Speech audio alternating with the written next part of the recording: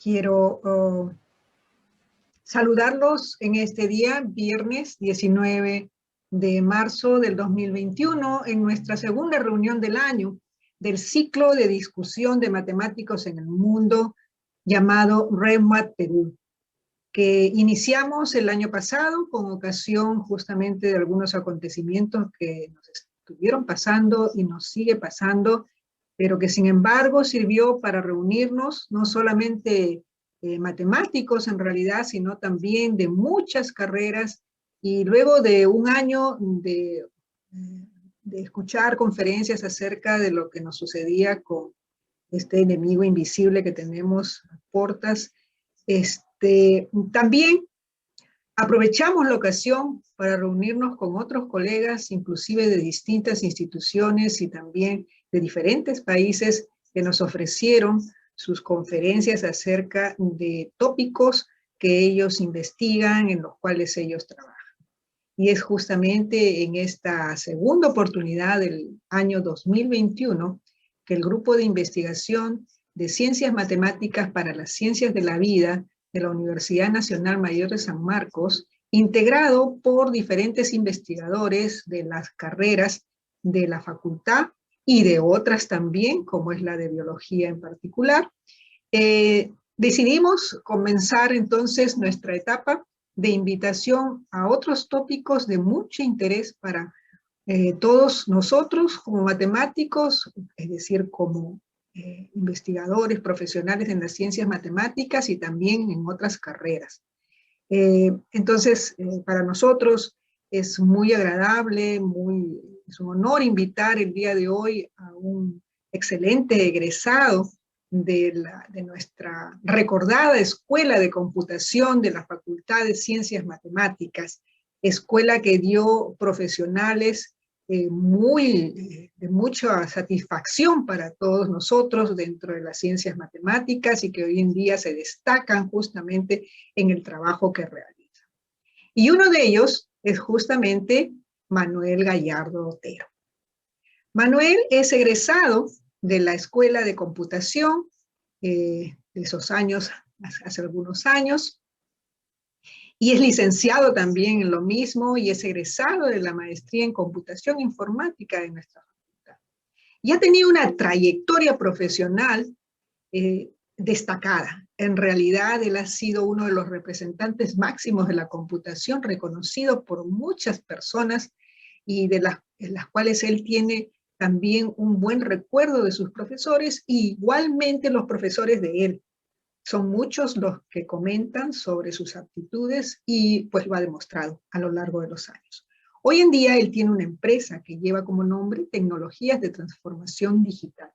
Es una empresa especializada en servicios a nivel mainframe, orientada a automatización y gestión de disponibilidad. La conferencia que el día de hoy él nos va a ofrecer es la de computadores, mainframe, dinosaurios del pasado o potencia presente. Interesante título. El resumen nos indica que se va a analizar y comentar sobre este tipo de computadores que se esperaba desaparecieran. Como muchas cosas al evolucionar, ¿cierto? Pero siguen vigentes y con un rol importante dentro de los procesos de transformación digital hoy en día, muy comentados justamente por todos los aspectos de las profesiones y las investigaciones que se realizan en el Perú y el mundo. Vamos a darle entonces la bienvenida a Manuel Gallardo Otero y las gracias desde ya por compartir con nosotros sus experiencias, por compartir con nosotros los logros que él de la forma personal ha logrado, pero no solamente como empresario actual, sino también como un destacado profesor, es decir, transmisión de conocimiento hacia alumnos, formación de nuevas generaciones. Él trabajó también en la Universidad Nacional Mayor de San Marcos, en nuestra facultad en particular, y ha tenido otras experiencias académicas de las cuales también sus alumnos lo recuerdan mucho y han optado muchas de las cosas que él ha hecho, ellos la están heredando hoy en día.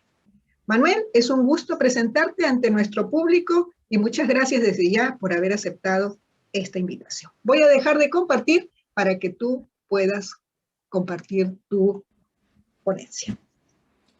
Muy Muy buenas tardes con todos. Muy contento de estar aquí con los buenos recuerdos universitarios que siempre son lo mejor, en mi caso para mí, y la vida, la docencia y la vida universitaria tan importante. El día de hoy vamos a tocar este tema. Permítanme presentar.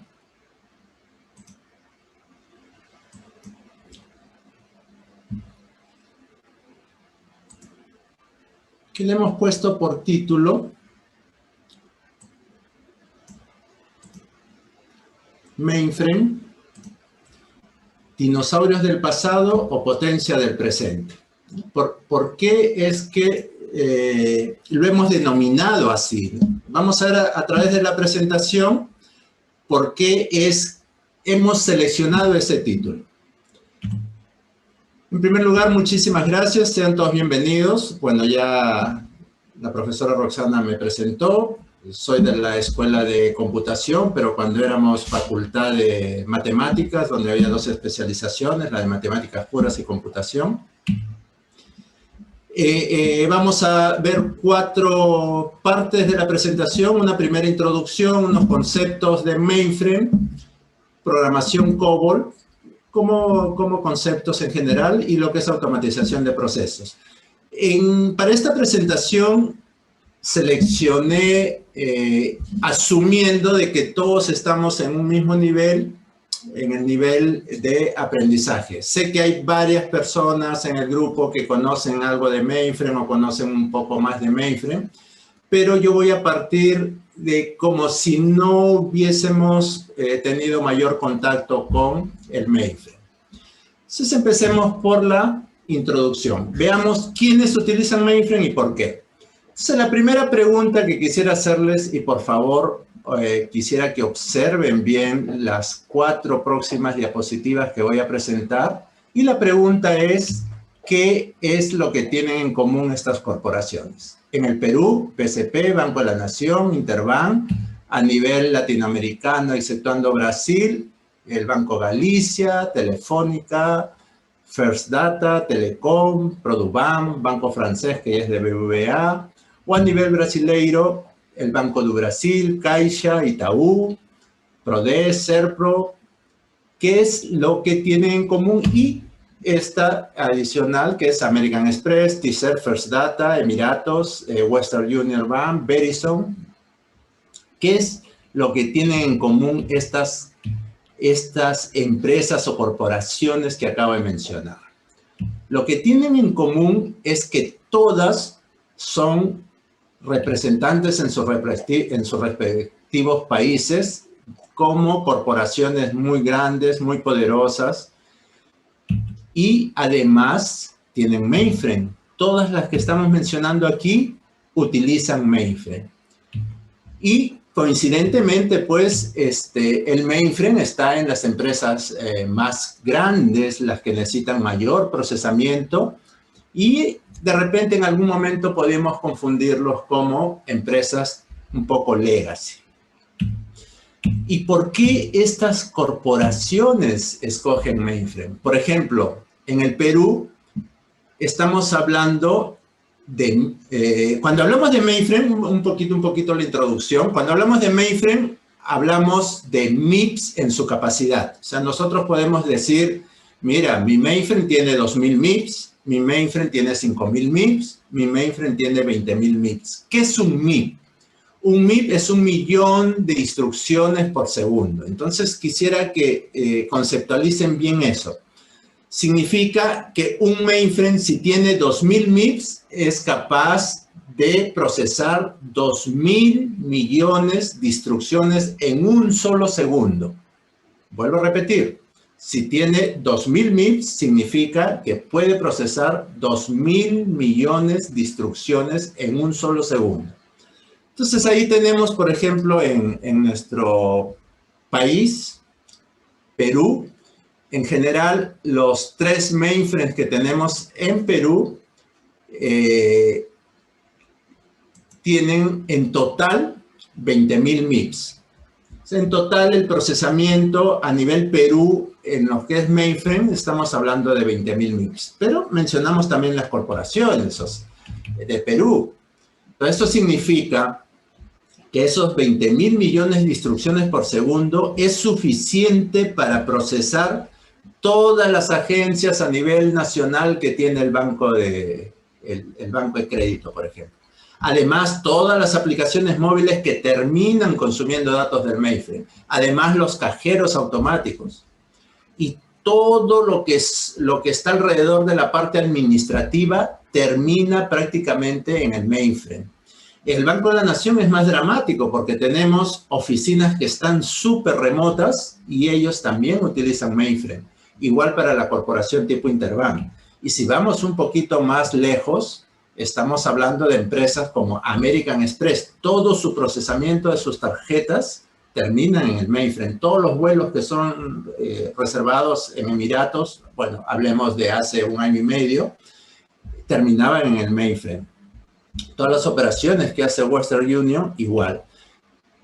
En Perú dijimos que teníamos un procesamiento máximo de 20.000 MIPS. Sin embargo, en Brasil, la primera, la más grande que tiene, hablamos de 200.000 MIPS, o sea, un procesamiento de 200.000 millones de instrucciones por segundo. O sea, ellos tienen en el mainframe un procesamiento de ese nivel.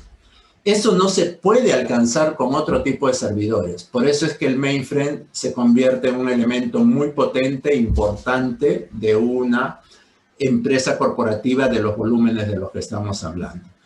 Y en Brasil encontramos que tenemos un gran número de mainframes. En Brasil hay muchos mainframes, sobre todo porque en algún momento los computadores tuvieron que ser fabricados en Brasil y hubo una planta donde se fabricaban mainframes en Brasil y eso se ha ido heredando en el tiempo.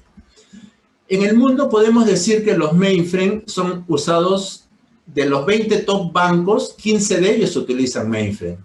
Otro dato interesante, el 80% de transacciones de tarjetas de crédito terminan en el mainframe, en algún mainframe. En los cajeros, el mainframe permite un procesamiento de 29.000 millones de transacciones al año, con un ratio de operaciones de 5.000 millones de dólares al día. A través de los cajeros se transacciona 5.000 millones de dólares al día que acaban en mainframe. Y en la parte de aerolíneas, hasta hace 1 año y medio más o menos, se estuvieron manejando hasta 4.000 millones de transacciones para vuelos, reservas y transaccionamiento. Como verán, dijimos, ¿el mainframe es un dinosaurio del pasado? Definitivamente no. Sin embargo, en algún momento, alrededor del año 2000, ¿recuerdan cuando decían que todo iba a cambiar, que la informática iba a cambiar, que incluso se hablaba de los riesgos del año 2000? Hubieron unos expertos que dijeron, los mainframes ya no van más. Los mainframes son dinosaurios. ¿Y por qué se le asocia el dinosaurio? Acabamos de ver su capacidad de procesamiento, que es muy alta. Por tanto, se le decía que eran super máquinas, super computadoras pesadas, y por eso estos expertos, entre comillas, dijeron que los mainframes son dinosaurios y pronto, como fue en el caso de los dinosaurios, se iban a extinguir, iban a desaparecer. Sin embargo, ha sido todo lo contrario, los mainframes se adaptaron al mercado y por eso escogimos ese título. Los mainframes son dinosaurios, eso es lo que dijeron hace unos 20 y tantos años atrás, pero ahora vemos que tienen total vigencia. Total vigencia sobre las corporaciones más grandes en el mercado mundial.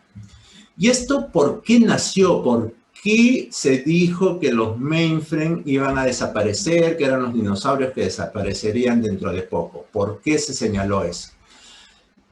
Porque, en primer lugar, es una tecnología de más de 50 años. No sé si aquí algunos recuerdan esto.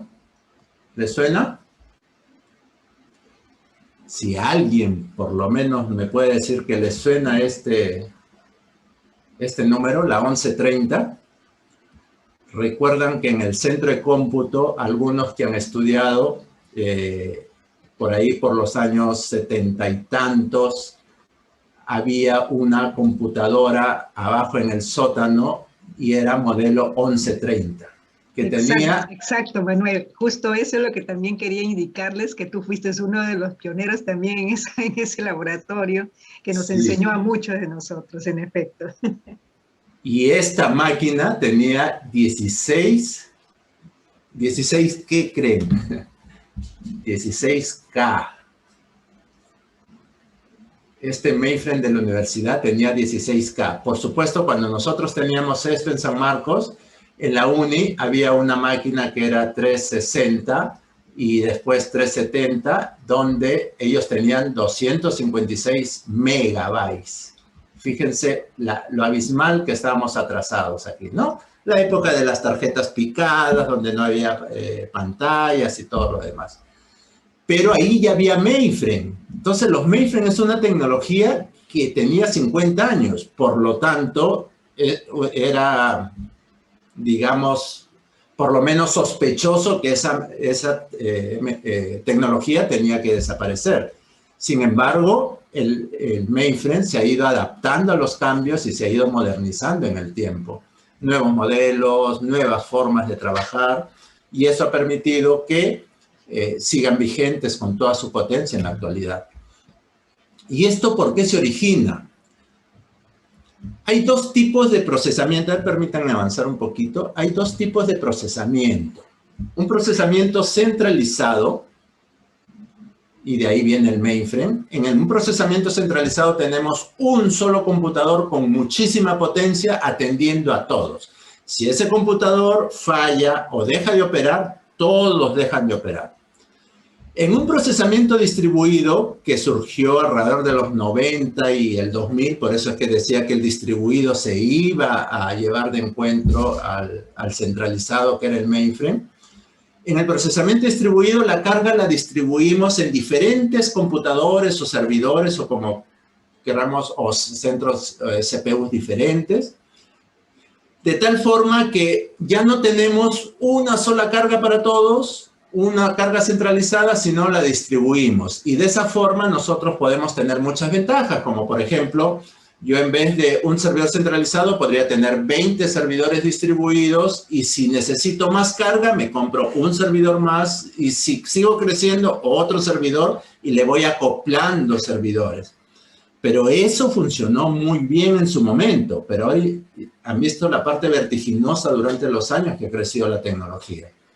Entonces, ya creció, ya no tenemos un solo servidor mainframe, sino ahora vamos a tener varios descentralizados. 20, pasó un año, la empresa crecía 50, seguíamos creciendo 100, 200, ya no, pues, ¿no? 200 servidores en un espacio, tenemos que tener centros de cómputo inmensos, mucha electricidad, muchos administradores, a veces no se sabía qué servidor hacía qué cosa. Entonces, si bien en un primer momento fue interesante, después se volvió un tema bastante caótico de manejar. Y por eso esta afirmación se origina porque había que priorizar el procesamiento distribuido y no el centralizado, pero con el tiempo, mientras los procesos se iban adaptando, se vieron algunas desventajas que trae el distribuido, y como todo, ¿no? Como todo en la tecnología, tiene sus ventajas y tiene su parte de desventajas. ¿Quiénes son los que utilizan mainframe? Hay una lista de empresas que están como las top 500, que se les nombra, hay un gran porcentaje. Y aquí viene algo interesante. Nosotros sabemos que a través del Internet circula muchísima información. O sea, la cantidad de información que circula a través de Internet es inmensa. Más de la mitad de esa información acaba en los mainframes. Más de la mitad de lo que circula por Internet acaba en los mainframes. Ahora, muchos no lo vemos, muchos ni siquiera saben que existen mainframes, pero su posicionamiento y su importancia dentro de lo que es el procesamiento de información es muy, muy importante. ¿Y por qué lo utilizamos? Porque permite procesamientos a gran escala. Fíjense nomás en el caso de Perú. un banco operando todas sus oficinas a nivel nacional, todo su home banking, toda la parte web, todos sus cajeros a través de un proceso centralizado. Lógicamente van a haber servidores intermedios, pero el core del negocio, la parte principal, donde están los clientes con sus saldos, sus montos, sus perfiles, donde están los pagos de servicio, donde está la información de nuestros pagos de servicio de luz, de agua, todo está centralizado en el mainframe. Y nos permite tener miles de transacciones, ya no hablamos de instrucciones, sino de transacciones en un solo segundo. Ustedes cuando arrancan una aplicación, por ejemplo, si yo estoy en el banco de crédito y arranco a través de mi celular una aplicación, normalmente esa respuesta me llega en menos de un segundo. Pero para que llegue, circuló por muchos puntos antes de entregarme esta información. Y por supuesto, hubieron transacciones que se ejecutaron en el mainframe a esas altas velocidades de procesamiento. Soportan miles de usuarios, tiene acceso simultáneo a recursos y también nos atrevemos a afirmar que hay más transacciones y de esto vamos a hablar después. ¿Qué interacciones en la web? ¿Qué significa? Si ustedes van a una agencia, van a una ventanilla, ustedes van a arrancar una transacción que se va a ejecutar. Esa transacción hay un subsistema que la atiende. Esos subsistemas en línea y que normalmente operan entre 7 u 8 que abren una agencia hasta las 17 o 18 horas, todo ese tiempo en línea hay un subsistema llamado SIX. Entonces, todo el flujo, las interacciones que hay en la web, las transacciones que atiende SIX son mayor en número que todo lo que está transaccionando la web, las interacciones que hay en la web. Veamos algunos conceptos de mainframe. Y quisiera hacer un pequeño alto de repente para que, no sé si hay en este punto algunas preguntas, algunos puntos o algo que se desea aclarar antes de seguir avanzando. ¿Alguna pregunta? Pueden abrir el micro si quieren. ¿Alguien que quiera hacer preguntas?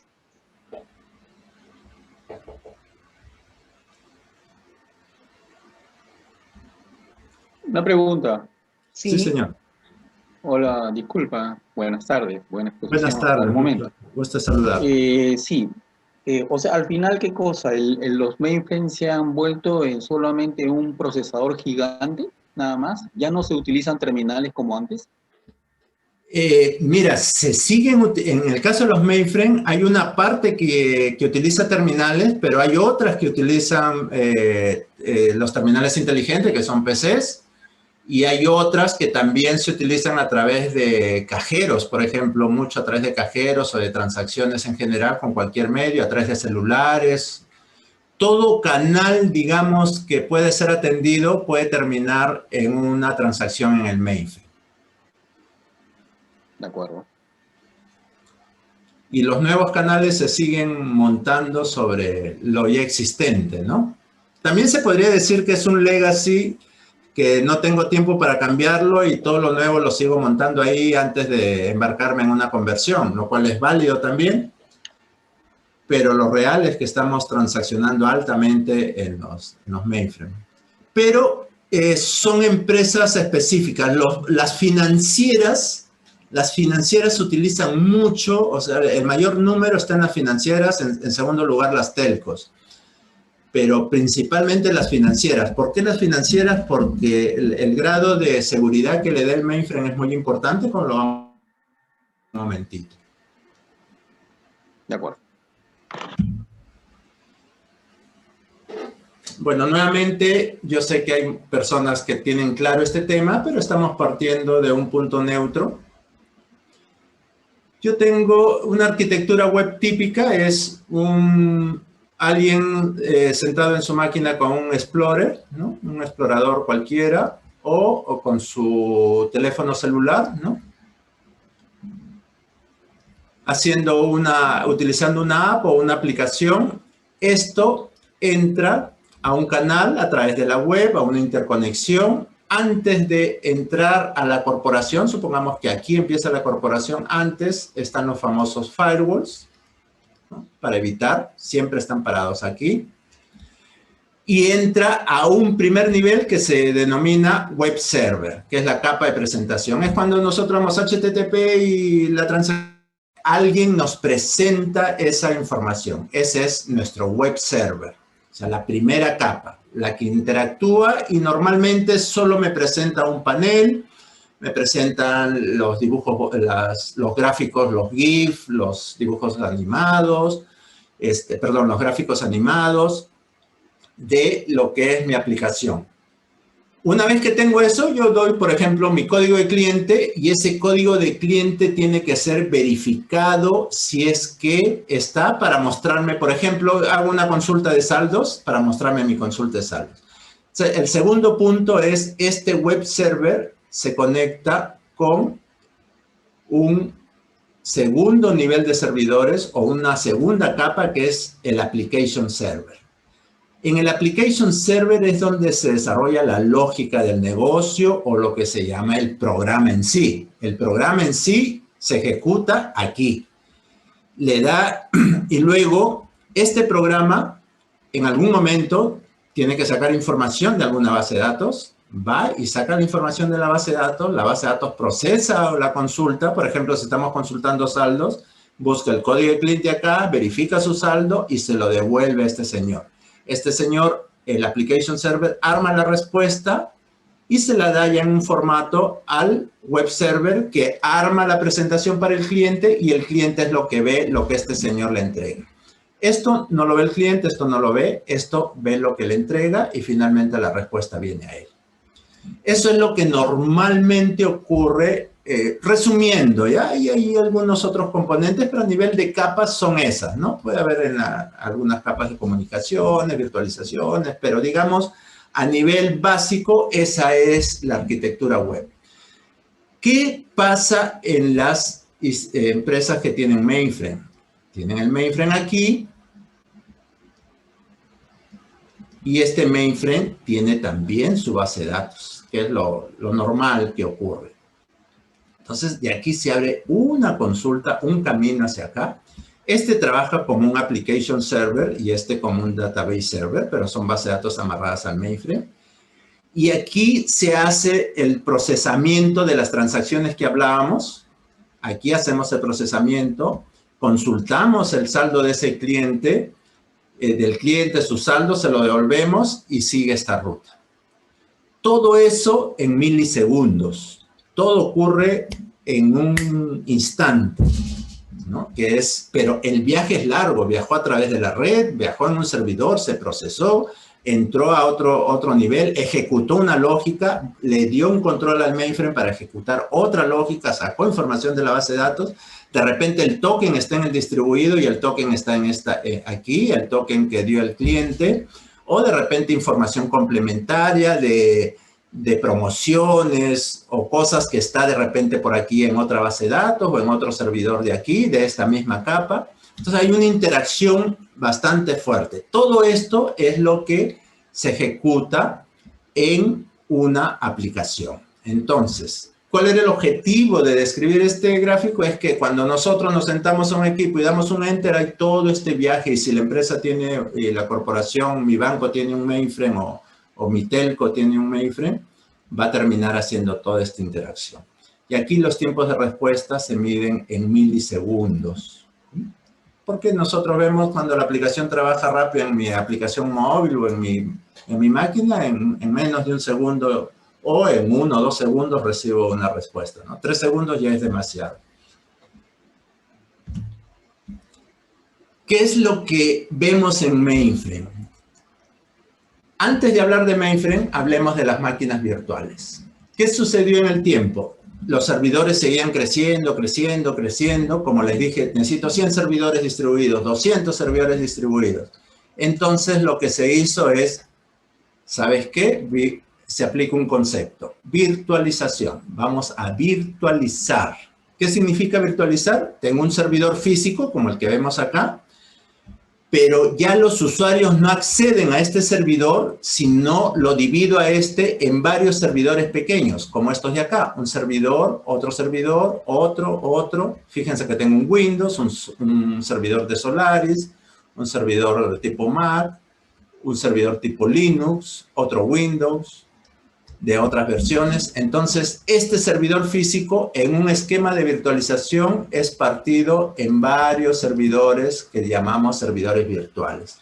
Para los clientes, para los programas, para los datos, totalmente transparente. Todo el mundo sigue viendo sus propios servidores, pero no saben que cuando ven uno de estos servidores, en realidad todo se está ejecutando sobre un servidor físico. Ese es el concepto de virtualización. Agarro un servidor físico, lo parto en varios servidores pequeños. A ese fraccionamiento le llamo virtualización. Entonces virtualizo y tengo lo que se denomina servidores virtuales. De tal forma que yo puedo operar de esta forma. Tengo una granja de servidores, estos partidos en servidores virtuales, de tal forma que todos los accesos se hacen a los servidores virtuales. ¿Qué ventajas tengo acá? Espacio en primer lugar. Otra ventaja es que si sigo creciendo, yo por ejemplo este servidor físico lo podría tener con 10 servidores virtuales y le dejo un espacio de crecimiento. El día de mañana que crezca 12 o de 8 a 10, a 8 a 11 o a 12 del día le doy 2, 3 servidores más para que procese más información. Y en las noches que no hay, lo bajo a 2 o 3. Eso también me permite, por ejemplo, comprar equipamiento en la nube y todo lo demás. Entonces, el concepto de virtualización es importante. Pero este concepto no ha sido inventado recientemente cuando había distribuido. Este concepto ya existía en los mainframes entre los años 60 y 70. Y el concepto era sistemas operativos tipo VM, que eran Virtual Machine. O sea, máquina virtual, ahora se llaman servidores virtuales o servidores lógicos, pero el concepto nace y se pone en práctica ya entre el 60 y los 70. Por eso es que también al mainframe le permite acomodarse a esta nueva, digamos, forma de trabajar que son virtualización. Y no le fue difícil porque el concepto ya lo tenía y lo ha tenido durante muchos años. 30, 40 años atrás ya lo tenía. Otro concepto, ustedes han escuchado hablar de las APIs, me imagino. Se habla mucho de las APIs. Por ejemplo, si yo quiero el Internet de las cosas, ¿no? Si yo quiero que mi frigider lo controle desde mi app para ver la temperatura, etc. Quiero controlar la alarma de mi casa a través de una app móvil. Lo hago a través de APIs. Quiero que mi servidor que está en la nube converse con otro servidor que tiene un lenguaje, un sistema operativo totalmente diferente. ¿Cuál es la interfaz de comunicación? Las APIs. Entonces, las APIs han ido tomando mucha importancia, mucha importancia. Todos ahora se hace a través de APIs. Un carro, por ejemplo, un auto que tiene opciones de mirar cuál es su temperatura, si lo puedo prender en remoto, cuál es el nivel de las llantas. Sería muy difícil hacer un programa que converse con el software que tiene el carro. Lo que se hace es el software que tiene el vehículo, se le crea APIs y creo una API para medir el aire acondicionado, una API para medir el nivel de las llantas, una API para saber si está prendido o no. Y vienen los demás y consumen esas APIs. Un caso es, por ejemplo, para visualizar. Permítanme mostrarles aquí. Por ejemplo, esto de acá. Este es Sony, ¿ya? Yo cuando entro a Sony, tengo, a ver, voy a retroceder un poquito. Yo cuando entro a Sony tiene una área, el mundo de desarrolladores. Y en esa área, en eso, ellos tienen publicado todo lo que puedo hacer a través de APIs. Entonces, si alguien quiere desarrollar una aplicación móvil para celulares, que controle el audio de un componente, un artefacto, un televisor Sony o un esquema de sonido Sony, yo puedo hacerlo a través de las APIs. O sea, Sony, a la hora que desarrolló su dispositivo, también desarrolló APIs que las publica, como está aquí en la web, para que alguien que quiera hacer una aplicación para manejar mi dispositivo Sony, lo va a hacer y lo va a hacer a través de APIs. Entonces, por ejemplo, aquí dice audio control de APIs. A ver, entremos para ver hasta dónde puedo llegar. Y me dice, mira, tienes todo esto, ¿no? ¿Qué es lo que puedes hacer con tus APIs? A ver, vamos a entrar a la parte detallada de las APIs y me dice, mira, tú lo que puedes hacer es, yo te doy una API para prender el dispositivo, te doy una API para controlar el volumen, te doy una API para poner el modo del sonido, algunas funciones especiales como cambiar de emisora o para manejar los speakers. Entonces, esto lo publica Sony junto con su artefacto. Entonces, viene alguien que tiene un Windows y lo hace, tiene Java, lo hace, tiene un lenguaje Python, lo hace. O sea, ahí lo dejo abierto para que cualquiera que quiera desarrollar algo para mis dispositivos lo haga de la forma más simple posible. Y eso es lo que se usa ahora para interconexión por todas partes. Ahora imagínense, Renier puede publicar una API para consultar el nombre de una persona, si su DNI es válido o no es válido. Hay APIs para ver la parte de control facial, hay APIs para todo. Todo el mundo está lleno de APIs. Pero lo interesante aquí es que el nombre ya existía acá. O sea, tampoco ha sido nuevo para los mainframes el tema de toparse con las APIs. Es más, a nivel mainframe es que se utilizó mucho ese concepto para interactuar con otros programas o otros módulos que no estaban en mainframe. Y después se utilizó en el distribuido cuando quería el distribuido conversar a través de redes o de routers o a través de servidores Windows, etcétera. Utilizó APIs en mainframe. Entonces, igual, ahora están en boga, pero nuevamente, mainframe nos permite, se adaptó rápido porque estos conceptos ya existían desde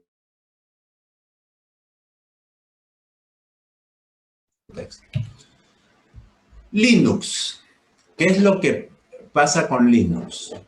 Linux es, muchos lo usan porque es más seguro que un servidor Windows, tiene mejor procesamiento, maneja mejor muchas cosas.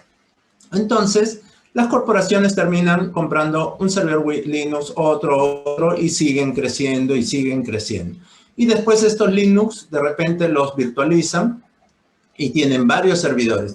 Por ejemplo, aquí, si yo virtualizo 10 y ya tengo 2, 4, 6, 8, 10, podría tener hasta 100 servidores aquí. Pero tengo 10 hasta 20 servidores físicos. Esto me ocupa espacio, me gasta electricidad. ¿Qué es lo que se ha hecho a nivel de mainframe?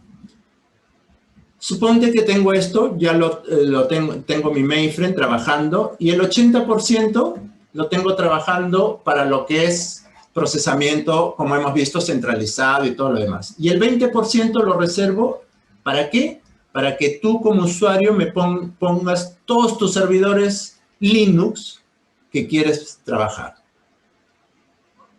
¿Se imaginan el ahorro de espacio, de potencia y sobre todo de seguridad? Porque estos Linux van a ser prácticamente infranqueables. Estos los que están acá en el mainframe. A diferencia de estos que pueden estar más susceptibles a hackers.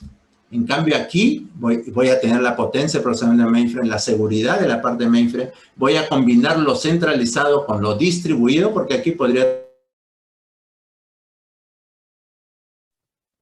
Hola, Manuel. Y de repente también, sí, perdón. Se trabó un poquito la voz. Ahora está normal. ¿Perdón? Sí, se trabó un poquito la voz, pero ya está normal. Ya. Ya, te escuchamos. Ok, gracias. Podría tener mis servidores Linux aquí puestos dentro de mi ambiente mainframe. Esto es algo que se está utilizando mucho y no sé si alguien escuchó por ahí que IBM, por ejemplo, que tiene mucho.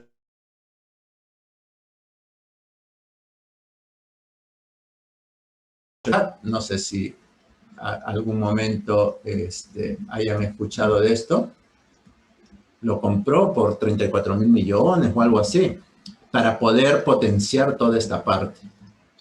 Entonces, como ven, esta es una mixtura bastante interesante. Puedo tener mis servidores virtuales o van a ser virtuales definitivamente porque están ahí, Linux, pero dentro de un procesamiento, dentro de un mainframe. Incluso yo podría tener en la nube una serie de servidores alquilados y los podría combinar con estos de acá, y por seguridad podría mantener los más críticos dentro de mi mainframe, y los menos críticos los puedo subir a la nube, puedo compartir, tener ese concepto se conoce como nube híbrida, que es mitad propietaria y mitad nube-nube. Entonces, aquí el mainframe se adaptó, y no solo se adaptó, sino también aprovechó todo lo que es la tecnología como de APIs y de potencia de procesamiento para adaptarse a las nuevas tendencias. Y ahora vamos a hablar un poquito, un tema un poquito más duro. Pues, teníamos que incluir un poquito para ver cómo es el hardware en mainframe. En mainframe, que es este lado de acá, tenemos en primer lugar una memoria central. ¿Cuál es la gran diferencia de esta memoria central? Que es súper veloz.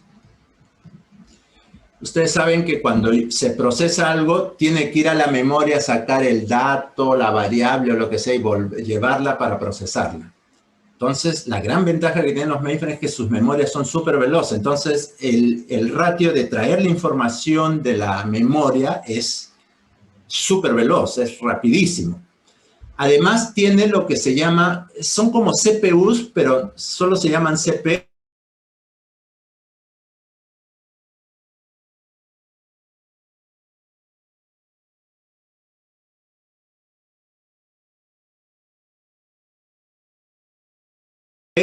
Salvando distancias, y con la diferencia podemos tener varios procesadores centrales.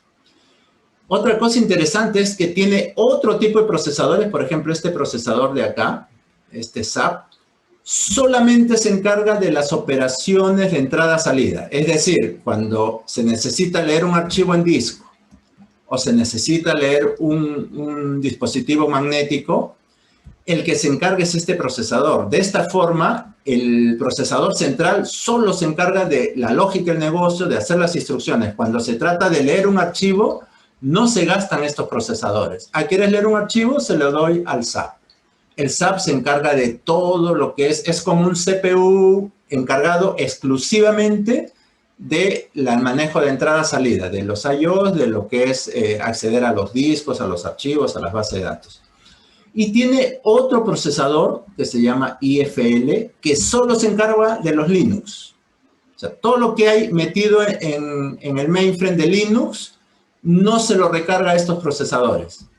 Lo hace directamente en este tipo de procesador. De esta manera, los procesadores centrales se quedan limpios y solo para ejecutar la lógica de negocio nata, los programas natos de las aplicaciones que corren y las transacciones que corren en el mainframe.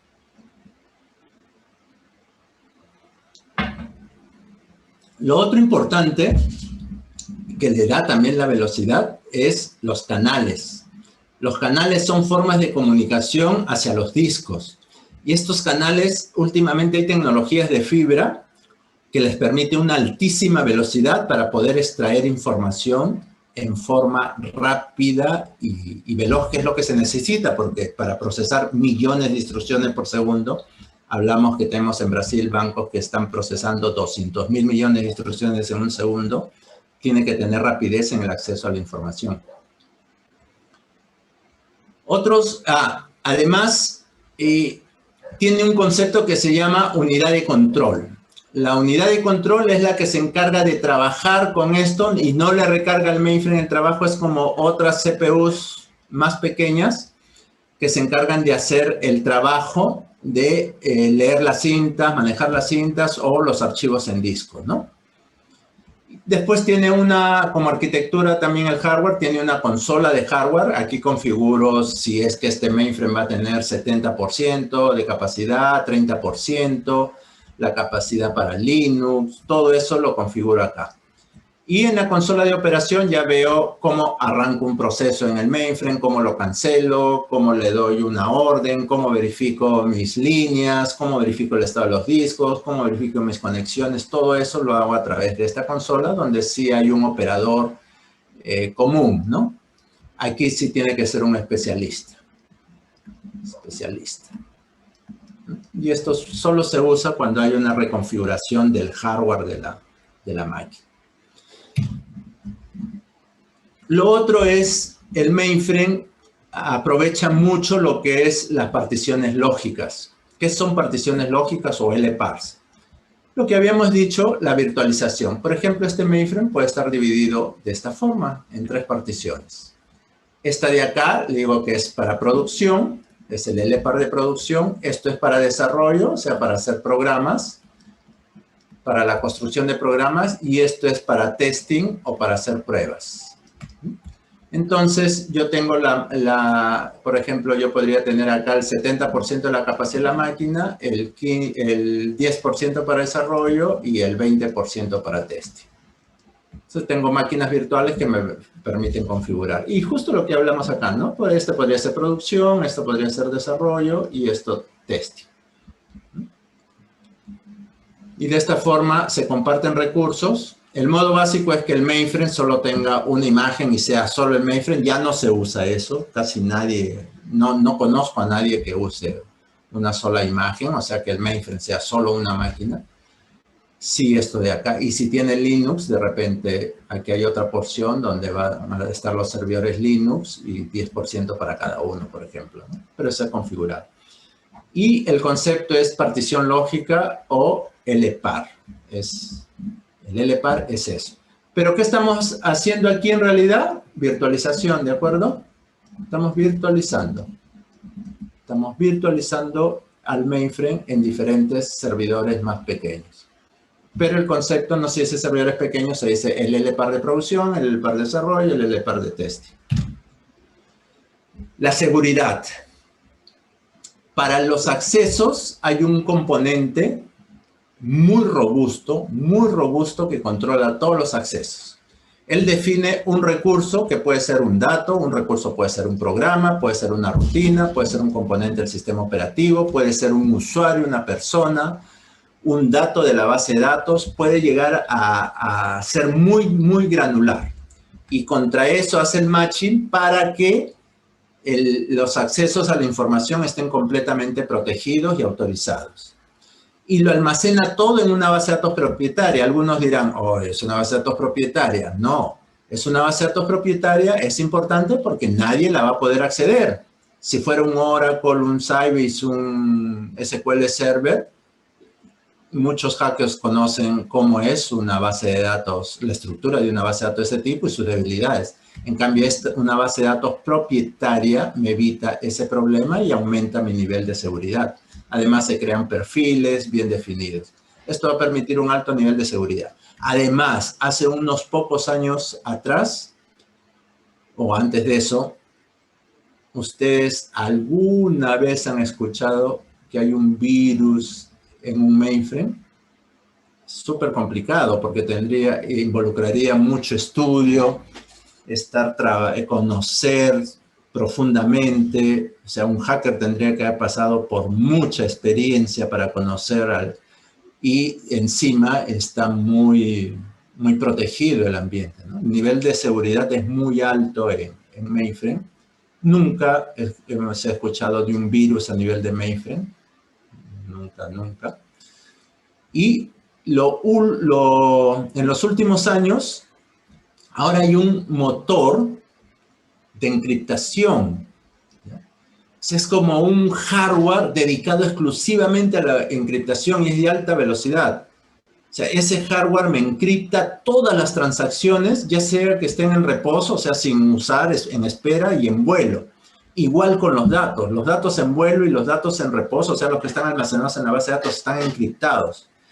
Este es un diferencial muy fuerte porque normalmente se encripta a nivel de software y eso es muy costoso a nivel de tiempos de respuesta, porque un software tiene que desencriptar la información para poderla presentar y después la tiene que volver a encriptar para almacenarla y esos procesos de encriptación y desencriptación son costosos. Por ejemplo, no sé si alguno de ustedes ha trabajado con VPNs.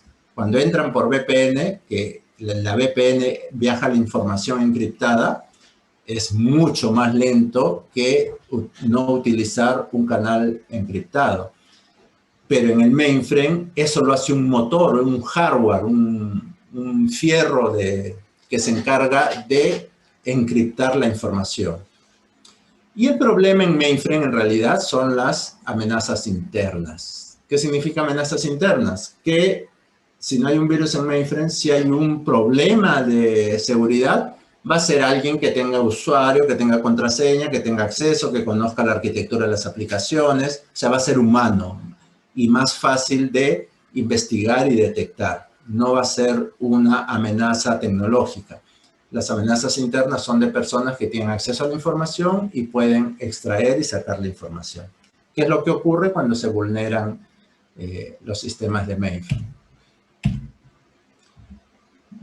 Este es un concepto, voy rapidito nomás.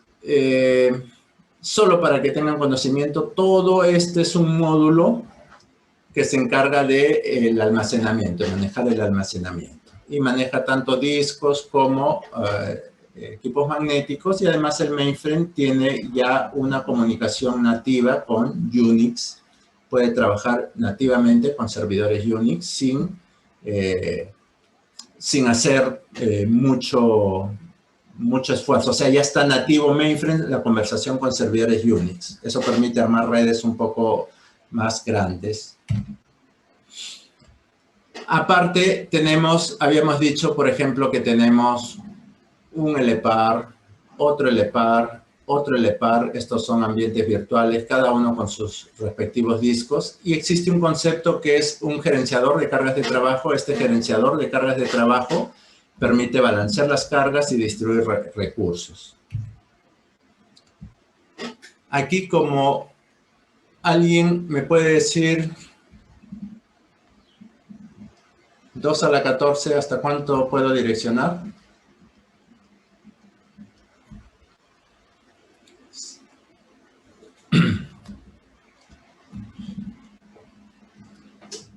Y 2 a la 31. Cuando tengo un programa, sea donde esté el programa, esté en un ambiente virtual, en un ambiente real, en un Unix, en un Windows, en un Linux, ese programa tiene que ser cargado en memoria. Entonces, si yo en mainframe el programa lo cargo debajo de 16 megas, le digo que está en la línea. Entonces, históricamente no se necesitaba tanto espacio, 16 megas es bastante para un programa, pero hay programas más complejos que usen APIs, que usen interrelación con base de datos. Entonces necesitan más espacio de memoria. Cuando un programa en este nivel puede direccionar hasta 2 a la 14, que es 16 megabytes de utilización. Y cuando es 2 a la 31 puede direccionar hasta 2 gigabytes, ¿no? Los que tienen dudas pueden hacer sus pruebitas en las calculadoras y hasta cuánto pueden direccionar a nivel de espacio. No sé si hay preguntas hasta aquí.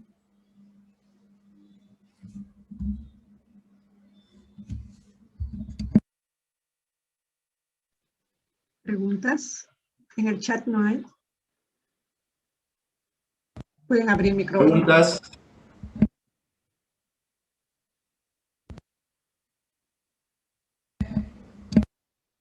Se guardan para más tarde.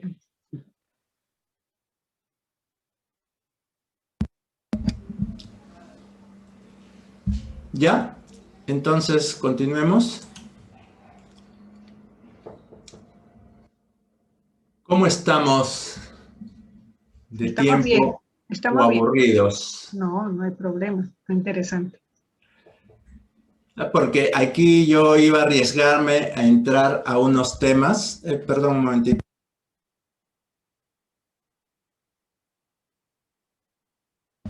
Iba a arriesgarme a entrar a unos temas que es un tipo de archivos que se denominan archivos BSAN. Pero, bueno, voy a correrme el riesgo, ¿ya? Voy a correrme el riesgo. Es probable que se aburran con el tema, pero vamos a ver qué pasa. En mainframe hay una organización de archivos muy especial que no está presente en otro tipo de sistemas operativos o de máquinas que se llama BSAN, que significa Virtual Storage, método de acceso, almacenamiento virtual. Y tiene dos conceptos que los vamos a mirar, que es control interval y control area. Y estos tienen un free space. Hasta ahí un poquito etéreo. Solo de aquí, ¿qué nos vamos a llevar?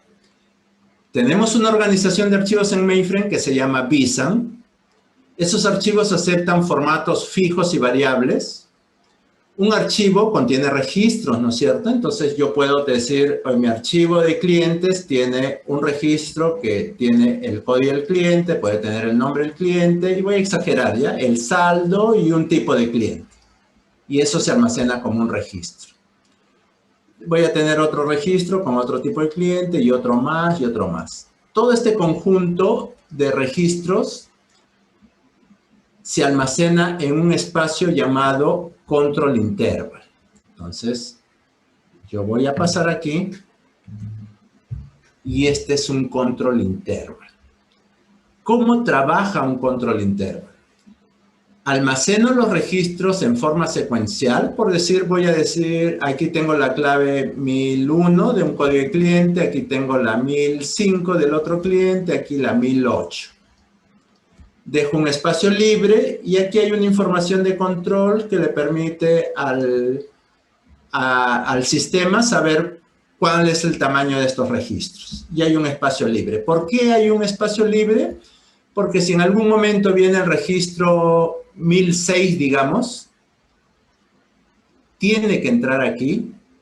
Esto no es una base de datos, son archivos. Entonces, este registro se tiene que correr, ocupar el espacio de aquí, lo que hay en el espacio libre, y el 1006, esto se convertiría en 1008, y el 1006 entra aquí.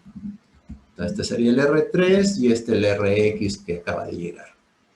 Espero que hasta ahí me haya hecho entender.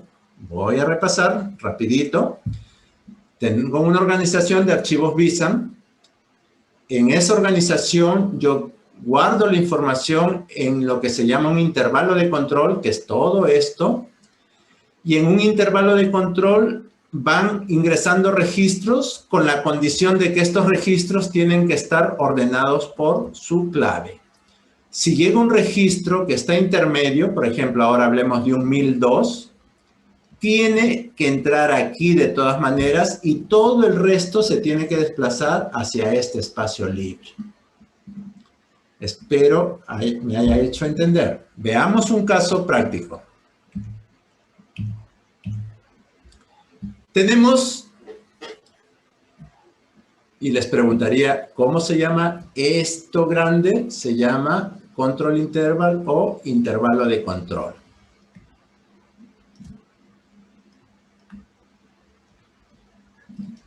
Entonces tengo aquí este intervalo de control. A ver.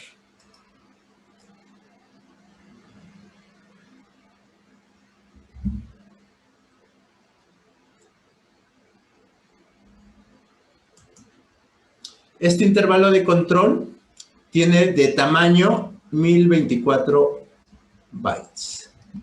¿Ya? Si alguien lo duda, puede sumar aquí. Cada registro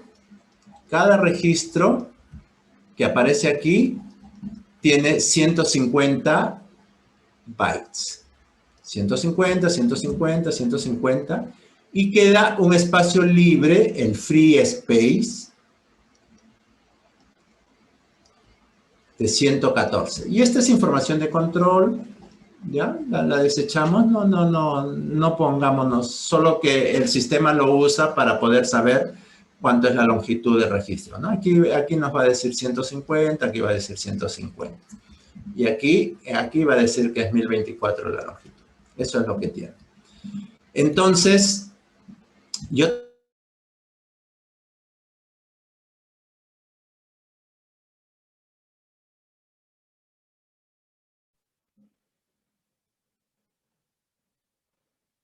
Se fue.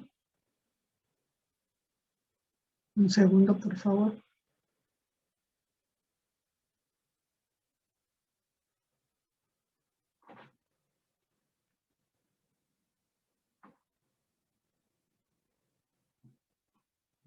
Manuel, ¿nos escuchas?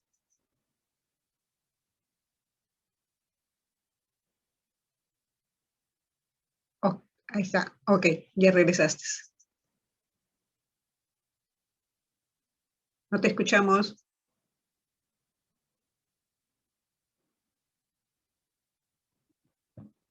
No te escuchamos.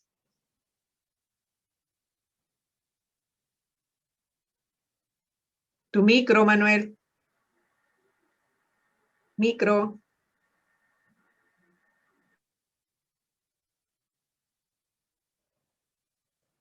Tu micro, Manuel. Sí, está bien.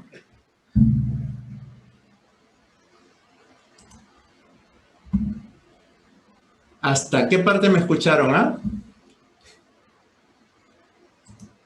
¿Estaba hablando solo? La primera línea que colocaste. Estabas diciendo que RDF solamente daba la longitud del registro. Ya. Correcto, muy bien. Ok. Entonces, estábamos aquí, ¿verdad? Ya. A ver. ¿Qué pasaría si yo quiero insertar un registro acá? ¿Les llegaron a escuchar que teníamos 150 bytes, ¿no? De longitud de registro. Sí. Ya, ok. Entonces, si yo quiero insertar un registro aquí, ya no es posible. ¿Por qué? Porque el espacio libre es de 114. Yo tengo 150, el registro no entra. Entonces, ¿qué hace este tipo de organización? Hace lo que se llama un split. ¿Qué es un split?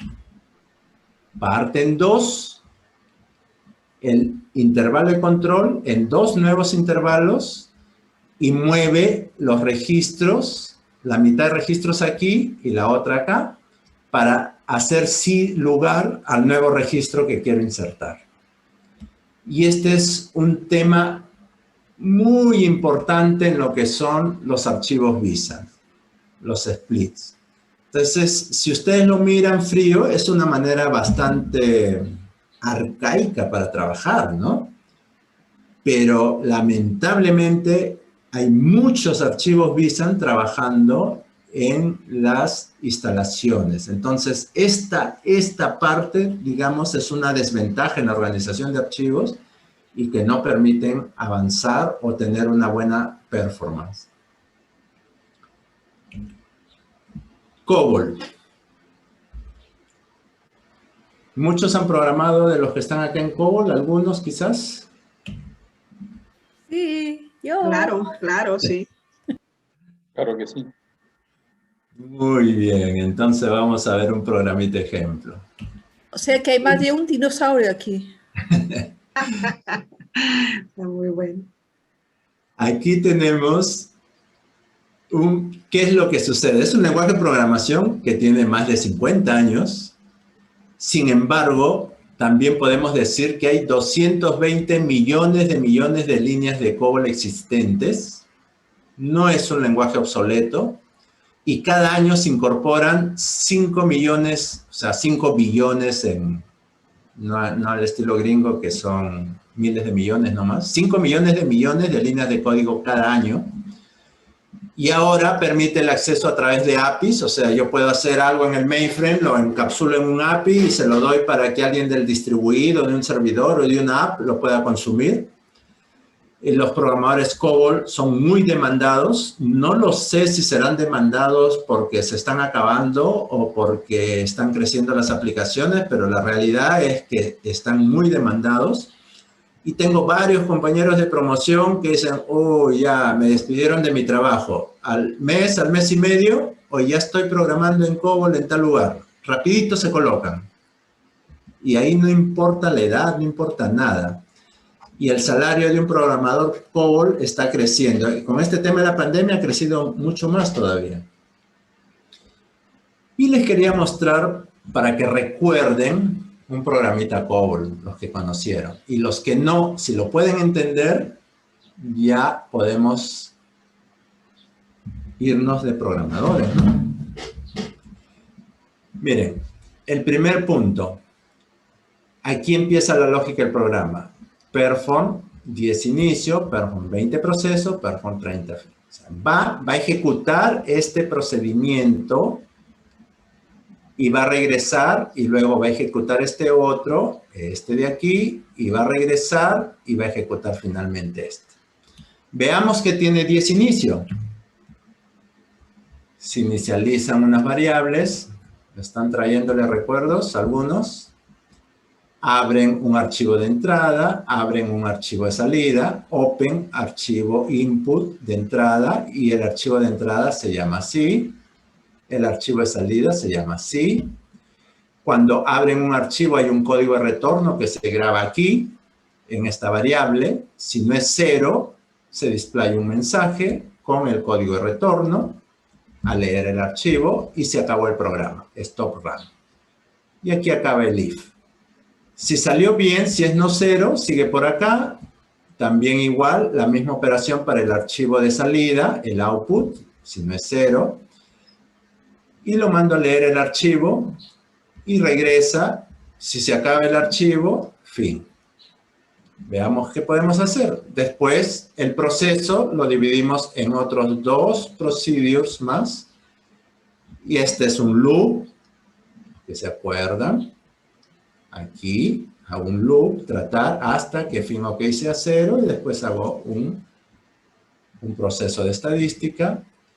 En tratar, evalúo el género. Si es hombre, sumo un contador y sumo la edad a otro contador. Este es mi contador, la variable compute. Si es mujer, hago esto. Si es otro, género no corresponde a ninguno. Este programa es antiguo, ahora no está permitido hacer estas cosas. Rescopy es grabar el archivo y ver su código de retorno, si no, y volver a leer el archivo. Y esto sigue leyendo y sigue en loop mientras se llegue al fin del archivo. Y finalmente, cuando llegamos al fin, cerramos si hacemos un if verificando códigos de retorno y stop run. ¿Les trajo recuerdos? ¿No les trajo recuerdos a algunos? Elsa, tú que eres Elsa Leiva, ¿verdad? Bueno, varios de nosotros somos dinosaurios, ya también.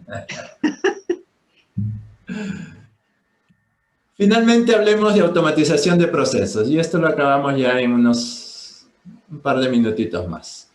En primer lugar, así es como se ve una pantalla o la famosa pantalla verde de mainframe. Y se sigue viendo así actualmente. Así es como se ve con las letras. No hay... al final hay que dar comandos, hay poco mouse. El mouse nos permite posicionarnos, pero no arrastrar, ni copiar, ni hacer. Eso quedó, fue así hace 20, 30 años, sigue siendo así. Y aquí quería, para cerrar, hablarles de la automatización de carga de trabajos. ¿Qué es lo que sucede y en general en cualquier organización, no necesariamente mainframe, en cualquier organización grande? En el tema de mainframe se agudiza porque hay mucha interacción adicional, lo que son procesamiento de trabajos. lo que son procesos batch. Los procesos batch son aquellos que se ejecutan, por ejemplo, el banco cierra a las 7, a las 8, a las 7 de la noche y a las 9 de la noche arrancan los procesos batch. ¿Qué hay en esos procesos batch? Consolidación, saldos, la contabilidad, reportar a las superintendencias bancarias la información, cargar los servicios de luz, de agua, de teléfono, pagar, transmitir y una serie de procesos, backup de los archivos, resincronización, juntar los que están offline a los procesos nocturnos. Y eso ocurre en una secuencia donde tengo, por ejemplo, aquí un proceso que después se ejecuta y por acá tengo un proceso que se ejecuta y se queda aquí esperando que este otro flujo termine. Cuando este termina y este acaba, recién se suelta este proceso y de ahí viene al siguiente. O estos de acá están esperando, vienen por acá y esperan que acabe este y este otro y todos los que están aquí en la malla y sigan procesando. Y así tenemos una serie de procesos. En mi país, en nuestro país, lo que he visto, por ejemplo, en una noche, 20.000 procesos, humanamente imposible.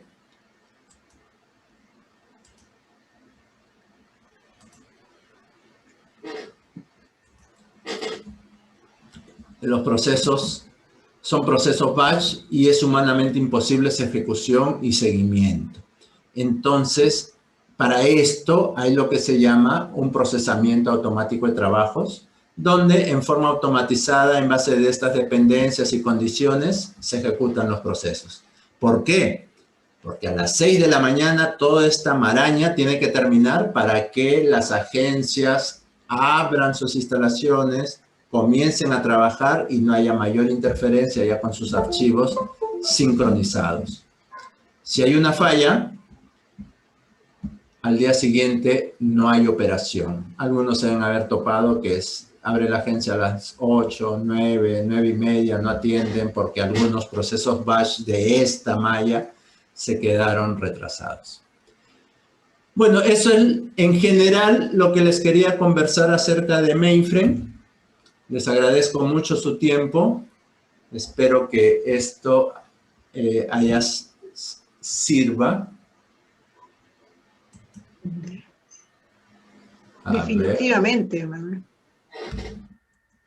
De mucha inspiración. Tengo algunas preguntas acá en Zoom y también algún comentario en Facebook, ¿ok? A ver, el primero es de Paola Hipólita Sánchez. Dice, Manuel, buenas tardes. ¿Por qué es que ha crecido la demanda de expertos en COBOL? Ya. Se están montando muchas cosas. Miren, el core del negocio terminó estando en mainframe, toda la información. Por ejemplo, todos los bancos, información del cliente, sus saldos, sus movimientos, su historial, todo está en el lugar del mainframe. ¿Y qué estamos haciendo ahora? Estamos incorporando nuevos canales digitales, como los agentes, por ejemplo, como las aplicaciones móviles. Entonces, ese es mayor requerimiento de disponibilidad. Entonces, yo esa información la tengo que disponibilizar de alguna forma, ya sea a través de un programa completo, a través de una transacción o a través de una API. Y eso me obliga a que tenga que construir nuevos programas en COBOL, porque la información está en el lado del mainframe. Y en el mainframe es que tengo que procesar y construir esos nuevos requerimientos, que son para canales digitales, nuevos canales y todo lo demás, pero están dentro de lo que es el mainframe. En el backend. Por eso es que decimos que los requerimientos de programadores están ahí. Lo otro son, también esto se suma con los jubilados, pues, ¿no? Hay muchos programadores, por ser un lenguaje antiguo, y fue pues a raíz de ese tema que dijeron que era para dinosaurios, que iban a morir. Entonces, por ejemplo, en mi caso, cuando escuché eso, me puse a estudiar como loco, distribuido, a ver programas nuevos, tecnologías distribuidas, redes, pero muchos terminaron abandonando el COBOL, ¿no? Porque me voy a quedar en una plataforma que va a desaparecer en corto tiempo. Entonces eso se sumó más los jubilados actuales, más las nuevas demandas, todo congrue, y fíjense que hay 5 millones de nuevas líneas de código. Entonces sí se está haciendo mucho código en mainframe. Es que ahí está la data, ahí está la información. Exacto. Ok, aquí en el Facebook Live hacen un comentario también a propósito de lo que preguntó nuestra participante. Dice, muchos sistemas todavía usan COBOL. La necesidad de mantener esos sistemas requiere de programadores COBOL y el salario es bueno por la falta de profesionales que programen justamente en este lenguaje, ¿no? Sí, sí. De Jorge Zabaleta, que está viendo la conferencia vía Facebook. Sí, de nuestra promoción he visto varios casos acá locales, ¿sabes? De nuestra promoción. Claro, claro. Que un mes dice, oye, ya, con mucha pena, ¿no? Ya terminé mi trabajo, ya me sacaron, etcétera. Al mes y medio, oye, ya estoy programando en COBOL. Ya me actualicé, ¿no? Recordé. Exacto. Bien. Bueno, cuando Manuel dice promoción, es cierto, somos promoción nosotros, 7-8, ¿cierto? De ingreso a nuestra querida Universidad Nacional Mayor de San Marcos, ¿no? Él de computación, yo de matemática, y hicimos muchos cursos juntos con toda nuestra promoción. Sí, bueno, ¿Bien? ¿Alguien más que quiera hacer preguntas o de repente algún saludo a Manuel? Veo acá gente con... Permíteme, pregunta, por favor. ¿Me permite, por favor? Claro, sí, cómo no, Gregorio, sí. Sí, sí. Por ahí estoy. Bueno, respecto a la exposición, felicitaciones. Y tengo aquí una pequeña pregunta. Respecto a mainframe, ¿quiere decir entonces ningún virus lo va a atacar? Es decir, mainframe es totalmente seguro. Y me gustaría saber cuáles son las razones. Es decir, los que trabajan ahí, los especialistas ahí, deben ser más que sacerdotes, más puros, ¿no? De tal forma que no van a traicionar. ¿Algo de eso? O sea, está el factor interno, de la amenaza interna siempre está latente, ¿no? O sea, eso sí, y se ve en muchos casos. El tema de por qué seguro, su seguridad la ponen en 98 algo por ciento, ¿no? O sea, sí, de todas maneras hay incidentes. Lo que no se ha visto es virus, ¿ya? Y yo creo que principalmente no es que yo creo, sino lo que he leído, es que para ser un experto de bajo nivel, ¿por qué de bajo nivel? Porque tengo que entender el código de máquina, tengo que tener las instrucciones, la arquitectura básica, y eso no lo enseñan normalmente. Eso solo lo enseñan a los técnicos especialistas, por ejemplo, para los mainframe de IBM, tienen que haber pasado por las escuelas de IBM. No lo vas a encontrar como si encuentras arquitectura de un Linux, cómo trabaja bajo nivel, cómo son sus hilos, toda esa parte, o de un Windows. Eso sí lo encuentras por todas partes. Pero la arquitectura del mainframe no la encuentras. Entonces tiene que ser gente que haya pasado por ahí. Y lo que comentaban, lo leí el otro día. ¿Por qué es tan seguro el mainframe? Porque estas personas, un hacker, no se va a desgastar en tratar de cubrir todo ese camino porque le va a costar mucho tiempo de estudio y aprendizaje. Esa es una de las razones. La otra es que en mainframe está todo encriptado ahora. Ya está todo encriptado. O sea, lo que viaja, no hay texto claro que viaje entre las transacciones. Viaja encriptado. Entonces, ahí interceptar, por ejemplo, los clásicos, el hombre en medio, donde tú te paras en medio y ves el tráfico, lo decodificas y puedes insertar paquetes, no ocurre en el mainframe porque todo ya está viajando encriptado. Lo que sucede en una VPN, por ejemplo. En una VPN todo viaja encriptado. Entonces, ahí no hay posibilidad del hacker. Pero dentro del mainframe, por default está, porque tiene un motor de encriptación que no lo hacen por software, lo hacen por hardware. Entonces, esa también es la razón de que sea más seguro. Y lo otro es, hay un solo punto donde se otorgan accesos. Por ejemplo, tú en el distribuido tienes a nivel Linux, otorgas acceso a nivel base de datos, otorgas acceso a nivel HTML, hay muchos puntos.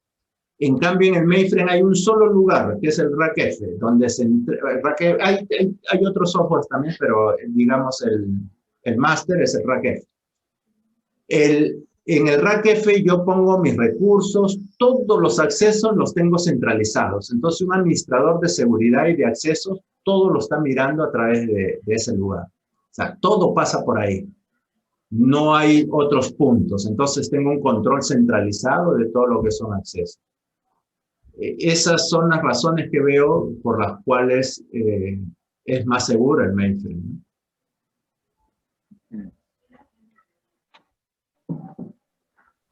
Agradecido, sí. Agradecido por tu pregunta. Perdón, agradecido por tu respuesta a mi pregunta. Respecto a esta pregunta también viene a ser lo siguiente, ¿no? Colateralmente, los exámenes de admisión, ¿no? En las universidades, de acuerdo a lo que tú has manifestado, entonces no es seguro. Es menos seguro, diría yo, ¿no? Es que está dependiendo mucho de la organización y cómo establece su nivel de seguridad, ¿no? Claro, ya va a depender más de la organización, ¿no? Claro. En un mainframe ya arrastras ese tema de seguridad, ¿no? Ok, gracias. Sí, disculpa, Gregorio. Gregorio, sí, un momentito. Gregorio, ¿eres hijo de Gregorio Carhuamaca Tixe? Soy el mismo. Ah, tú mismo. Te habías cambiado de apellido. Lo que pasa es, estoy tomando la computadora de mi hijo. De tu hijo. Oh, ok. Sí. Dije, esa voz está muy joven. Bueno, muy bien, Gregorio. Gracias por participar, Gregorio. Muchas gracias. Sí, ¿alguna otra pregunta? Sí. No, simplemente termino con eso. Hay un dicho, Gregorio. ¿no? Gracias. El San Marquino siempre es joven, ¿no? Eso sí. Nunca envejece. Nos mantenemos. Así es, nunca envejece, y donde hay un San Marquino, ahí está el Perú. Exactamente. Muy bien, Gregorio. Gracias. Sí, había una pregunta. Sí. Leo una que hablan del Fortran y el COBOL, ¿no? Sí. Dice así. De Ruth Medina dice, el Fortran y el COBOL son casi de la misma época. ¿Por qué el Fortran ha perdido vigencia? Es que el Fortran está orientado a lo que es lo científico, ¿no? Era un lenguaje científico. Entonces, ya en el tiempo, sí, un C, pues con un C puedes hacer mucho más de lo que te hacía el Fortran, ¿no? Claro. En cambio, el COBOL era, creo que la B significa business, ¿no? Es un lenguaje comercial. Surgió como un lenguaje comercial.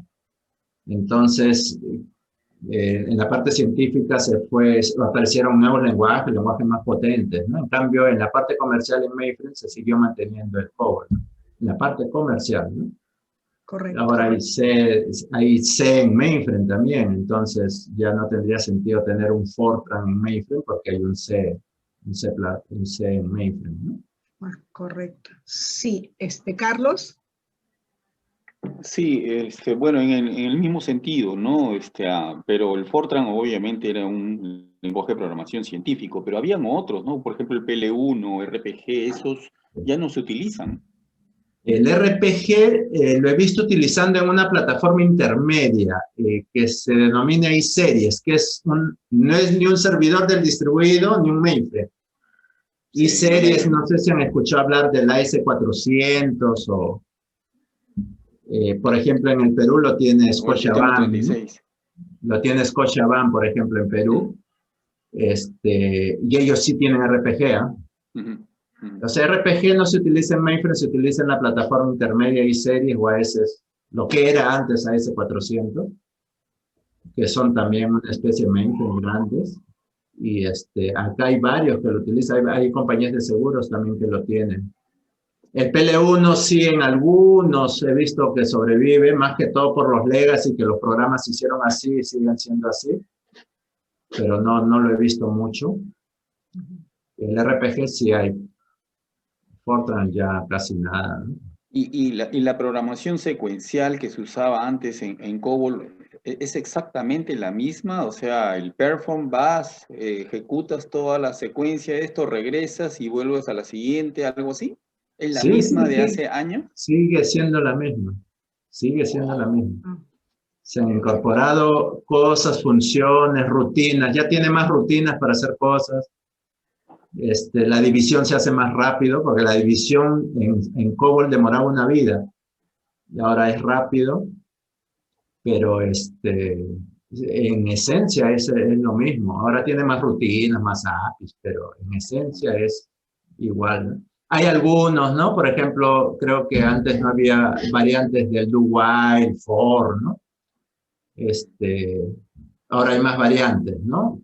Do while, case y esas cosas, pero hay cambios mínimos, ¿no? Cambios mínimos. Claro. A ver, aquí hay un comentario de María Álvarez. Dice, hay supercomputadoras que trabajan con Fortran y hay Fortran para Windows también. Sí, yo también he escuchado que todavía algunos usan Fortran. Sí, hay computadoras más potentes que los mainframes, ¿ya? Que son utilizadas en ambientes más científicos de investigación. Y ahí sí he visto que también usan Fortran, ¿no? Pero son inalcanzables como costo para la parte comercial, ¿no?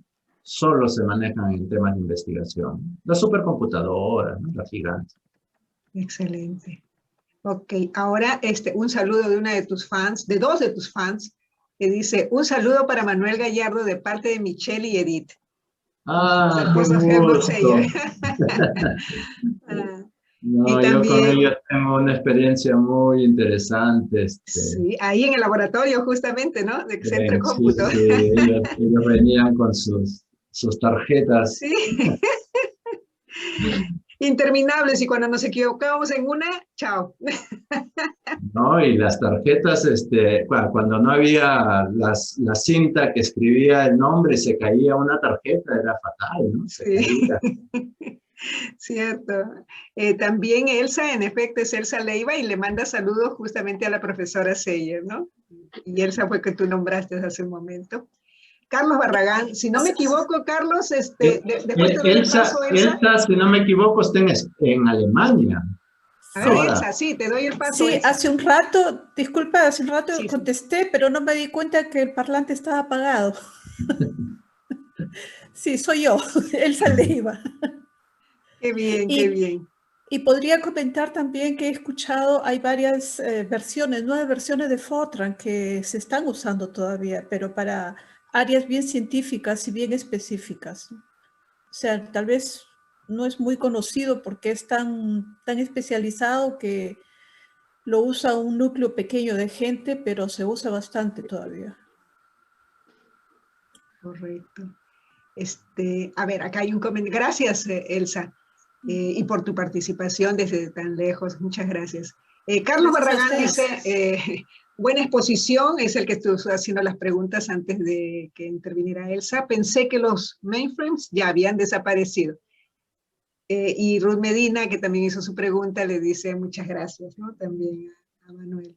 Bueno, sí, ¿alguien más que quiera hablar? Yo seleccioné este tema porque hay esa idea de que los mainframes ya no están más, pero son de un perfil bien bajo y es bien difícil. Yo he buscado mucho para ver qué empresas tienen mainframe en Google y casi no lo encuentro, no hay.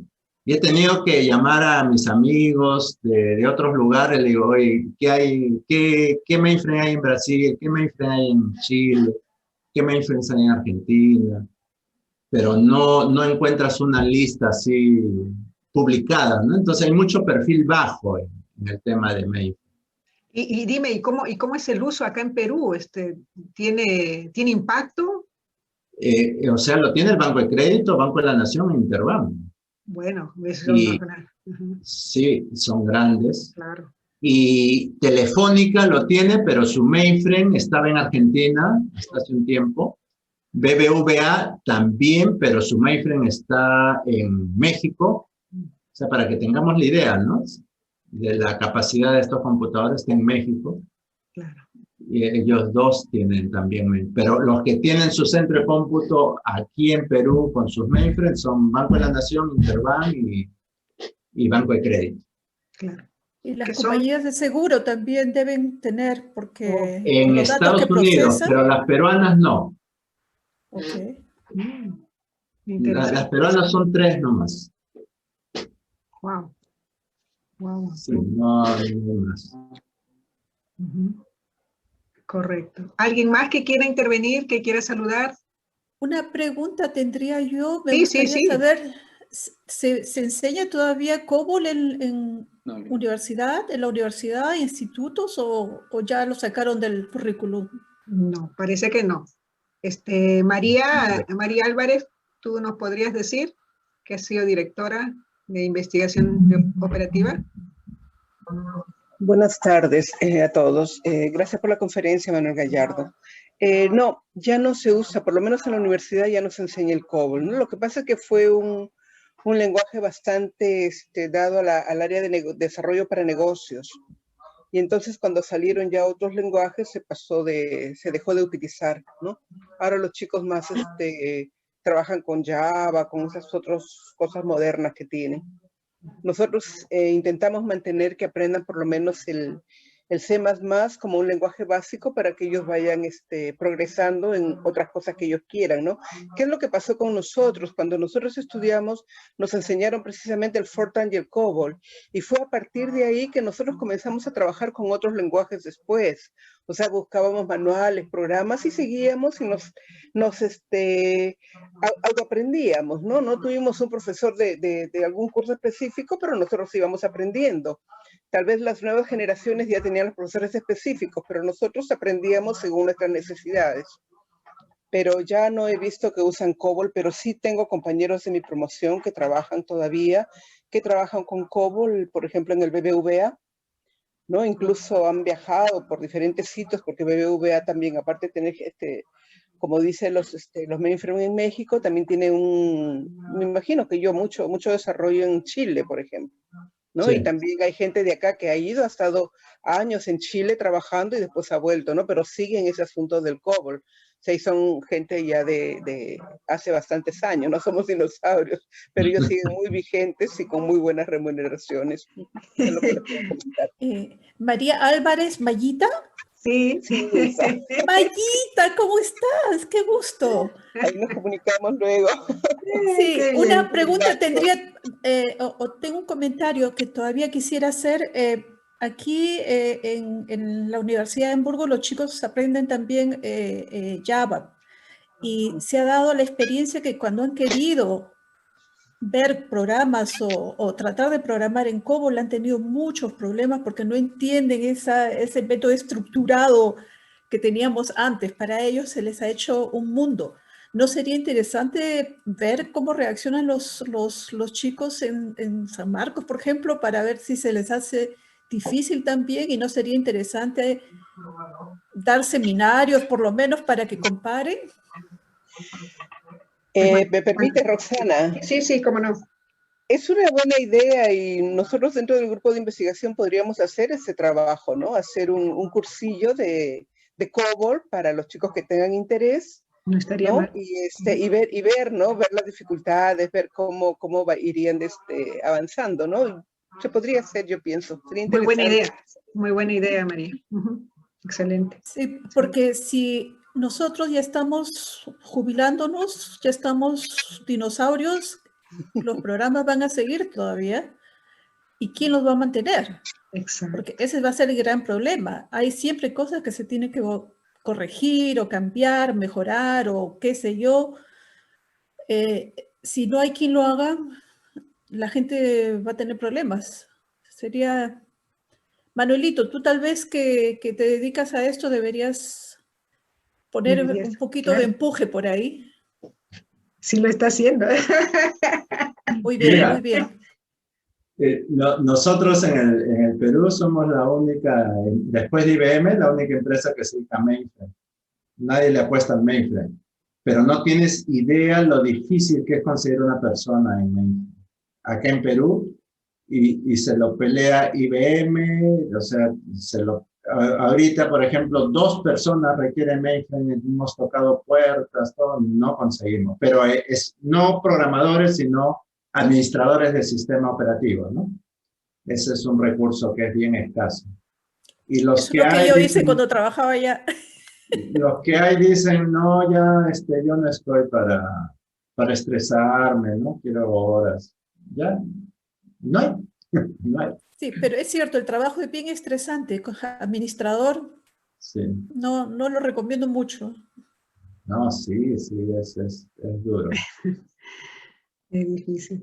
Bueno, muchas gracias a todos los participantes y muy en especial a Manuel, un agradecimiento por esta interesante conferencia que en realidad nos ha traído desde la época de los dinosaurios a esta época, y eso significa que muchas cosas se rescatan de la historia y eso es muy importante porque nos lleva atrás y nos lleva y nos traslada hasta hacia el futuro, hacia el presente y futuro de mucha gente que puede tener con este tipo de tecnología que tú en particular estás cultivando y estás trabajando, Manuel. Te agradecemos mucho y definitivamente te vamos a seguir molestando. Ya María ha puesto un icono de un tema para tomar a cabo nosotros en el grupo de investigación. Así que te vamos a seguir llamando y convocando para que nos puedas brindar estas conferencias. Y a cada uno de los participantes, de igual manera, si ustedes desean comunicarse con nosotros y hacer una conferencia de las cosas que ustedes ven, donde viven, de lo que están trabajando, le agradeceremos mucho que se comuniquen con nosotros y gustosamente estaremos compartiendo con cada uno de ustedes. Ese es el motivo del REUMAT Perú. Este es un tema muy interesante que hemos tenido el día de hoy, Manuel, y agradecemos en realidad muy profundamente. ¿Tus palabras, Manuel, para despedirnos? Bueno, yo siempre muy contento de estar junto a... Todos somos sanmarquinos, ¿verdad? No todos. Los que estamos acá. ¿No No todos? todos, no. Ah, hay también gente desde Chile ahorita, que son ya, de la entonces, muy contento de compartir con promociones, con el gusto, lo académico siempre, que me ha alejado un poco de la parte académica, es hace ya 2 años que no estoy ejerciendo la docencia, pero es un tema que siempre me apasiona. Y bueno, y las computadoras y especialmente el mainframe también. Muchas gracias por darme la oportunidad de expresarme, muchas gracias por la paciencia y de verdad estoy muy feliz de haber dado esta presentación. Muchísimas gracias a todos por su tiempo y espero haber contribuido con un granito en algo de sus conocimientos. Muchas gracias. Definitivamente sí. Antes de despedirnos, quiero agradecer también a la Sociedad Peruana de Matemática Aplicada y Computacional por habernos cedido justamente su sala Zoom para cada uno de nuestros eventos que llevamos a cabo dentro del grupo de investigación de Ciencias Matemáticas para la Ciencia de la Vida. Y para despedirnos vamos a tomarnos la foto, así que prendan sus cámaras, por favor, para que todos podamos salir en la foto del día de hoy. A ver, vamos prendiendo para colocarnos. Carlos Barragán es mi tesista, si no me equivoco, ¿no? Sí. Presente, dice. Ahí está Gregorio. Vayan prendiendo su cámara, por favor. Rapidito, ahí veo 22. Ahí está Edith. Hola, Edith. Hola, Edith, ¿cómo estás? Ahí está Edith. Vayan prendiendo. Aníbal es está en Chile, él es peruano, recibido en la Pedro Ruiz Gallo. Aníbal, muy buenas noches. A ver, ¿no hay más?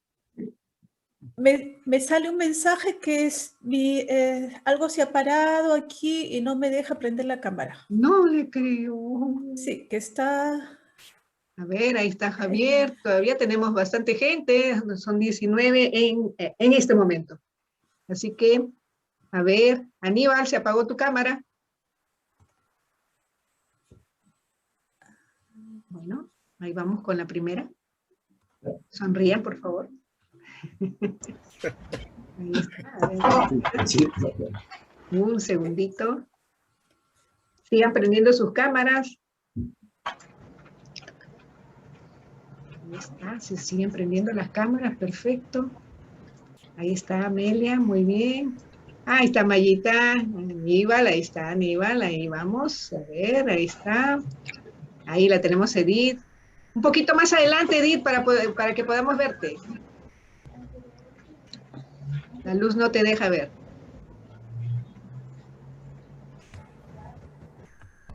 Ahí está. Un momentito. De Gina Sotomayor, lamento indicar que no tengo cámara en este computador. Ok, Gina, no te preocupes, muchas gracias por estar. Ahí está, muy bien, ahí sí. Ahí está la linda Edith. Ahí vamos, una sonrisita. Hace rato que están con la sonrisa, ¿no? Ya no se sostiene más, ya no se sostiene la sonrisa. No se sostiene ya, mucho nervio, dice la sonrisa. Ok. Muchísimas gracias entonces, Manuel. Muchas gracias a cada uno de ustedes. Fue un gusto estar este viernes. Chao, nos vemos. Sí, muchas gracias. Disculpen la cámara, no sé qué ha pasado. El próximo mes tenemos una reunión con Eduardo González Olivares de la Pontificia Universidad Católica de Valparaíso, que estará con nosotros mes de abril. Reumat Perú, mes de abril. Y así iremos anunciando los demás Reumat Perú. Muchísimas gracias, que les vaya bien. Buenas noches. Gracias a todos. Muchas gracias. Gracias, Manuel. Gracias. Muy agradecido. Doctora. Chao, chao.